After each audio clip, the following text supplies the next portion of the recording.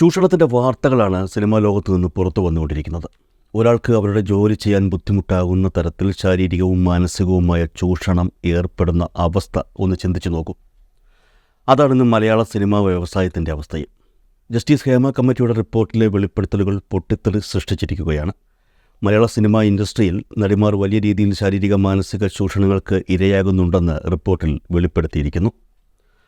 5 വർഷത്തിനു ശേഷം വന്ന 295 പേജുള്ള ഈ റിപ്പോർട്ടിലെ ഞെട്ടിക്കുന്ന വെളിപ്പെടുത്തലുകളെ സംബന്ധിച്ച വാർത്തകളാണ് എല്ലായിടത്തും. ദേശീയ മാധ്യമങ്ങൾ വരെ ഇത് വളരെ പ്രാധാന്യത്തോടു കൂടി പ്രസിദ്ധീകരിക്കുന്നു. ലൈംഗിക ചൂഷണം മുതൽ കാസ്റ്റിംഗ് കോളും ഉപദ്രവവും വരെയുള്ള എല്ലാ കാര്യങ്ങളെക്കുറിച്ചും റിപ്പോർട്ടിൽ പറയുന്നു. മലയാള സിനിമാ വ്യവസായത്തിലെ സ്ത്രീകളുടെ അവസ്ഥ എത്ര മോശമാണെന്ന് വ്യക്തമാക്കുകയാണ് ഇവിടെ. മലയാള സിനിമ ഇതുവരെ കേട്ടിട്ടില്ലാത്ത പവർ ഗ്രൂപ്പ് എന്ന സംഘടനയും ഇതിന് അനുബന്ധമായി വാർത്തകളിൽ നിറയുകയാണ്. ഏകദേശം 15 പേരോളം ഈ ഗ്രൂപ്പിലുണ്ടെന്നാണ് പറയുന്നത്. എന്നാൽ അവർ ആരൊക്കെയാണെന്ന് പുറത്തുവരുന്ന റിപ്പോർട്ടിൽ പറഞ്ഞിട്ടില്ല. നിലവിൽ പുറത്തുവിട്ടിരിക്കുന്നത് എഡിറ്റ് ചെയ്ത റിപ്പോർട്ടാണ്. വ്യക്തിപരമായ വിവരങ്ങൾ ഒഴിവാക്കിക്കൊണ്ടുള്ള റിപ്പോർട്ടിൽ കുറ്റാരോപണ വിധേയരായ നടന്മാരുടെ പേരുകൾ ഉൾപ്പെടുത്തിയിട്ടില്ല. റിപ്പോർട്ടിന് അനുബന്ധമായി ചില കാര്യങ്ങൾ പുറത്തു വരുന്നുണ്ട്. കാരണം റിപ്പോർട്ടിലൂടെ മലയാള സിനിമാ ലോകത്തെ പല പ്രധാന വിഷയങ്ങളും പുറത്ത് ചർച്ചയാകുമ്പോൾ വെളിപ്പെടുത്തലുകളുമായി നിരവധി നടീനടന്മാർ രംഗത്തെത്തിയിട്ടുണ്ട്. ഇത്തരത്തിലുള്ള വെളിപ്പെടുത്തലുകൾ കേൾക്കുമ്പോൾ ജസ്റ്റിസ് ഹേമ കമ്മിറ്റി റിപ്പോർട്ടിലൂടെ പുറത്തു വന്നതൊക്കെ വളരെ ചെറുതാണെന്ന് മാത്രമേ നമുക്ക് പറയാൻ കഴിയുകയുള്ളൂ. തിങ്കളാഴ്ച പുറത്തുവിട്ട 296 പേജ് റിപ്പോർട്ടിലെ ചില പേജുകൾ പൂർണ്ണമായി പുറത്തുവിട്ടില്ല എന്നുള്ളതുകൂടി ഓർക്കണം. ഇങ്ങനെ ഒഴിവാക്കിയ പേജുകൾക്ക് പുറമെ റിപ്പോർട്ടിന് അനുബന്ധമായി നടിമാരും സാങ്കേതിക പ്രവർത്തകരായ വനിതകളും നൽകിയ മൊഴികളടങ്ങുന്ന 400 പേജ് വരുന്ന ഭാഗവും പുറത്തു വന്നിട്ടില്ല. ഇനി ഒരുപക്ഷെ അതൊക്കെ പുറത്തു വരുമ്പോൾ ഈ ഞെട്ടിയതൊന്നുമല്ല മലയാളികൾ ഞെട്ടാൻ കിടക്കുന്നതെന്ന് ഉറപ്പാണ്. കാരണം അത്രത്തോളം ഗൗരവമേറിയ സംഗതികളാണ് ഇനി പുറത്തു വരാനുള്ള അനുബന്ധ റിപ്പോർട്ടിലുള്ളതെന്നാണ് സൂചനകൾ. ഒന്ന് ആലോചിച്ച് നോക്കൂ.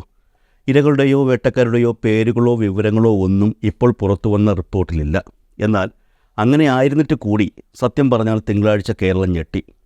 അതിൻ്റെ അലയൊലികൾ ഇതുവരെയും അടങ്ങിയിട്ടുമില്ല. പുതിയ പുതിയ വെളിപ്പെടുത്തലുകളും കഥകളും മറ്റുമായി കാര്യങ്ങളിങ്ങനെ പുറത്തു വന്നുകൊണ്ടിരിക്കുന്നു. അതിനിടയിലാണ് നടിമാരും സാങ്കേതിക പ്രവർത്തകരായ വനിതകളും നൽകിയ മൊഴികളടങ്ങുന്ന 400 പേജ് വരുന്ന അനുബന്ധ റിപ്പോർട്ട് കൂടി ഉണ്ടെന്ന് പറയുന്നത്. ഉറപ്പായും ഇതെല്ലാം പുറത്തു വരുമെന്ന് തന്നെയാണ് എല്ലാവരും വിശ്വസിക്കുന്നത്. അങ്ങനെയാണെങ്കിൽ കേരളം ഇതുവരെ കേട്ടിട്ടുള്ളതിൽ വച്ച് ഏറ്റവും വലിയ വെളിപ്പെടുത്തലുകൾ ആകുമത് എന്ന കാര്യം ഉറപ്പാണ്. നടിമാരെയും സാങ്കേതിക പ്രവർത്തകരായ വനിതകളെയും ലൈംഗിക ആവശ്യങ്ങൾക്ക് പ്രേരിപ്പിക്കുന്നതും ക്ഷണിക്കുന്നതുമായ ഉന്നതരുടെ ഉൾപ്പെടെ വാട്സപ്പ് ചാറ്റുകളുടെ വിവരണം, സ്ക്രീൻഷോട്ടുകളുടെ പകർപ്പ്, കമ്മിറ്റി രേഖപ്പെടുത്തി ഒപ്പിട്ട് വാങ്ങിയ മൊഴികൾ എന്നിവയാണ് അനുബന്ധത്തിലുള്ളതെന്നാണ് വിവരം. ചില സ്ത്രീകൾ രഹസ്യമായി റെക്കോർഡ് ചെയ്ത ദൃശ്യങ്ങളും സംഭാഷണങ്ങളും ഉൾപ്പെടുന്ന പെൻ ഡ്രൈവുകളും CD ഡ്രൈവുകളും ഉൾപ്പെടെയുള്ള അനുബന്ധമായ ഇലക്ട്രോണിക് രേഖകളുമുണ്ട്. അത്തരത്തിലുള്ള സ്ത്രീകളെ നമുക്ക് അഭിനന്ദിച്ചേ മതിയാകുകയുള്ളൂ. കാരണം തൊഴിലിടത്ത് ലൈംഗിക ചൂഷണ മനോഭാവം വച്ചു പുലർത്തുന്ന ആൺ അധികാരങ്ങളെ ഇത്തരത്തിലുള്ള മാർഗങ്ങളിലൂടെയല്ലാതെ തുറന്നുകാട്ടാൻ ബുദ്ധിമുട്ടാണ്. തങ്ങളുടെ ലൈംഗിക ആവശ്യങ്ങൾക്ക് വഴങ്ങിയാൽ തൊഴിൽ അല്ലെങ്കിൽ പുറത്ത് എന്ന മനോഭാവമാണ് പലർക്കും. സിനിമാ മേഖലയിലെ സ്ത്രീകൾക്ക് ഒരു തെരുവ് പട്ടിയുടെ വില പോലും കൊടുക്കുന്നില്ല എന്നുള്ളതാണ് യാഥാർത്ഥ്യം. ഇത്തരക്കാരെയൊക്കെ പിന്നെ എന്താണ് ചെയ്യേണ്ടത്? ഈ വിവരങ്ങൾ ഉണ്ടായ സമയത്ത് ഒരു കൂട്ടർ രംഗത്തെത്തിയിരുന്നു. കാര്യം കാണാൻ വേണ്ടി ആണുങ്ങൾ ക്ഷണിക്കുന്ന സ്ഥലങ്ങളിലൊക്കെ പോവുകയും അവർക്കൊപ്പം ഉറങ്ങുകയും പിന്നീട് ലൈംഗിക ആരോപണം ഉന്നയിക്കുകയും ചെയ്യുന്നത് അംഗീകരിക്കാനാകില്ല എന്നാണ് ഇക്കൂട്ടർ പറയുന്നത്. ഈ പറയുന്നതിൽ ആണും പെണ്ണുമുണ്ട് കേട്ടോ. ആ സ്ത്രീകളിൽ പലരും ഇന്നും സിനിമാ രംഗത്ത് സജീവമായി നിൽക്കുന്നവരുമാണ്. അതാണ് ഏറ്റവും രസകരം. എന്നാൽ എന്താണ് പീഡനം എന്ന കാര്യത്തിൽ ഇവർക്ക് ഇനിയും വെളിവ് വന്നിട്ടില്ല എന്നുള്ളതാണ് യാഥാർത്ഥ്യം. ഈ പറയുന്ന ആൾക്കാർ കരുതുന്ന പീഡനം എന്ന് പറയുന്നത് ബലമായി ശാരീരിക ബന്ധത്തിൽ ഏർപ്പെടുന്നത് മാത്രമാണ്. ഒരു സ്ത്രീയുടെ സമ്മതമില്ലാതെ അവളോട് മോശമായി പറയുന്ന ഒരു വാക്ക് പോലും പീഡനത്തിൻ്റെ പരിധിയിൽ വരുമെന്ന് ഇവർക്ക് അറിയില്ല എന്ന് തോന്നുന്നു. നമ്മൾ പറഞ്ഞു വന്നത് ഈ അനുബന്ധ റിപ്പോർട്ടിൻ്റെ കാര്യമാണ്. സ്ത്രീകൾക്കെതിരെ പുരുഷന്മാരായ ചലച്ചിത്ര പ്രവർത്തകർ നടത്തിയ പരാമർശങ്ങളും മൊഴികളും അനുബന്ധത്തിൻ്റെ ഭാഗമാണ്. പ്രധാന റിപ്പോർട്ടിൽ 296 പേജുകളാണ് ഉണ്ടായിരുന്നത്. ഇതിൽ സ്വകാര്യതയെ ബാധിക്കുന്നുവെന്ന പേരിൽ 48, 49 എന്നീ ഖണ്ഡികകളും 165 മുതൽ 169 വരെയുള്ള ഖണ്ഡികകളും ഒഴിവാക്കിയിരുന്നു. ഇതിനു പുറമെ സാംസ്കാരിക വകുപ്പ് നടത്തിയ പരിശോധനയിൽ 61 പേജുകളും ഒഴിവാക്കി. വ്യക്തികളുടെയും സ്വകാര്യതയും വ്യക്തി സുരക്ഷിതത്വവും മാനിച്ച് ഇവ ഒഴിവാക്കിയെന്നാണ് പറയുന്നത്. അതുകൊണ്ട് മാത്രം ഇന്ന് പലരും സമൂഹത്തിൽ മുഖം മറയ്ക്കാതെ നടക്കുന്നു. വർഷങ്ങൾ കഴിഞ്ഞെങ്കിലും വലിയ മാറ്റമില്ലാതെ മുന്നോട്ട് പോകുന്ന മേഖല സിനിമാ മേഖലയാണ്. സാങ്കേതികപരമായി സിനിമ ഒരുപാട് പുരോഗമിച്ചു കഴിഞ്ഞു.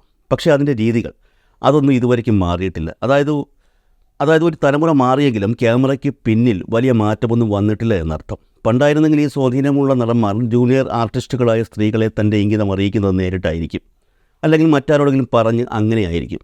എന്നാൽ ഇന്ന് ആവശ്യം നേരിട്ട് പറയില്ല, പകരം വാട്സപ്പ് വഴിയെത്തും. ഒരു കുഴപ്പവുമില്ലെന്ന് പുതുമുഖ നടിമാരെ ഉപദേശിക്കാനും ആൾക്കാരുണ്ട്. അത് സീനിയർ നടിമാരായിരിക്കും. കാരണം മറ്റാരെങ്കിലും ഉപദേശിക്കുന്നതിനേക്കാൾ സീനിയർ നടിമാർ ഉപദേശിക്കുന്നതാണ് ഇക്കാര്യത്തിൽ കുറച്ചുകൂടി നല്ലത്. ഞങ്ങളും ഇങ്ങനെയൊക്കെ തന്നെയാണ് വന്നത്, സിനിമാ മേഖലയിൽ പിടിച്ചു നിൽക്കാൻ ഇതെല്ലാം ആവശ്യമാണ് എന്ന് മറ്റാര് പറയുന്നതിനേക്കാളും എസ്റ്റാബ്ലിഷ്ഡ് ആയ ഒരു സീനിയർ നടി യുവനടിയോട് പറഞ്ഞാൽ ആ ഉപദേശത്തിനും ബലം കൂടും.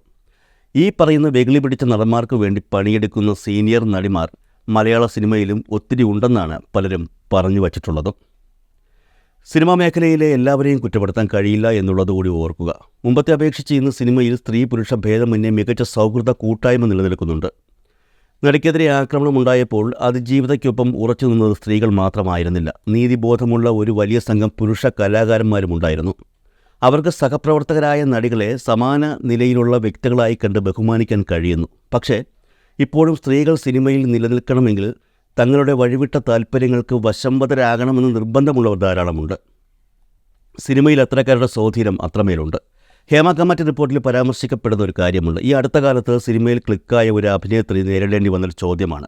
സിനിമാ രംഗത്തെ ഒരു പ്രമുഖനിൽ നിന്നു തന്നെ വഴങ്ങി തുടങ്ങിയെങ്കിൽ പറയണം കേട്ടോ, ഞങ്ങളൊക്കെ ഇവിടെയുണ്ട് എന്നിട്ട് നടിയുടെ മുഖത്ത് നോക്കി ഒരു വഷളം ചിരിയും പുള്ളിക്കാരൻ പാസ്സാക്കിയെന്നാണ് പറയുന്നത്. 10-60 കഴിഞ്ഞ ഒരു വ്യക്തിയുടെ കാര്യമാണ് ഈ പറയുന്നത്. ഇത്തരക്കാരുടെ ചിരിയും വഷളത്തരവും കണ്ടുകൊണ്ട് മാത്രമേ നടിമാർക്ക് സിനിമയിൽ പ്രവർത്തിക്കാൻ കഴിയുകയുള്ളൂ എന്ന് വന്നാൽ എത്ര കഷ്ടമാണ് കാര്യങ്ങളെന്ന് ഒന്ന് ആലോചിച്ച് നോക്കൂ. അഭിനയിക്കാനെത്തുന്ന പെൺകുട്ടികൾ ചിലർ ആദ്യം മാതാപിതാക്കൾക്കൊപ്പമായിരിക്കും വരിക, പിന്നെ അച്ഛൻ വരില്ല. അത് കഴിയുമ്പോൾ അമ്മയെയും ഒഴിവാക്കും. ഇതാണ് ചില കൺട്രോളർമാരുടെ ഉപദേശം അനുസരിച്ചാണെന്നാണ് സിനിമാ രംഗത്തെ സംസാരം. പണ്ടും ഇങ്ങനെയൊക്കെ തന്നെ ആയിരുന്നു. അതേസമയം ഒറ്റയ്ക്ക് വന്നാലും നിർഭയമായി അഭിനയിച്ചു മടങ്ങുന്ന ന്യൂജൻ നടിമാരും മലയാളത്തിൽ നിന്നുണ്ട്. അതൊരു പ്രതീക്ഷ കൂടിയാണ്. പിന്നെ ഒരു കാര്യമുണ്ട്, കമ്മിറ്റിക്ക് മുന്നിൽ സംസാരിച്ചത് സിനിമയിലെ സ്ത്രീകളുടെ ചെറിയൊരു ശതമാനം മാത്രമാണ്. ഒന്നും മിണ്ടാതെ സഹിച്ചും ക്ഷമിച്ചും കഴിയുന്നവരുടെ എണ്ണം കൂടുതലാണ്. ഈ അവസ്ഥയ്ക്ക് മാറ്റം വരണമെങ്കിൽ റിപ്പോർട്ടിൽ പ്രതിസ്ഥാനത്ത് നിൽക്കുന്നവരെ നിയമത്തിന് മുന്നിൽ കൊണ്ടുവരിക തന്നെ വേണം. ആ നീക്കം സ്ത്രീകൾക്ക് നീതി വാങ്ങിക്കൊടുക്കുമെന്നുള്ളത് മാത്രമല്ല, ഇന്ന് സംശയത്തിന് നിഴലിൽ നിൽക്കുന്ന മാന്യന്മാരായ പുരുഷന്മാർ കുറ്റവിമുക്തരാവുകയും ചെയ്യും.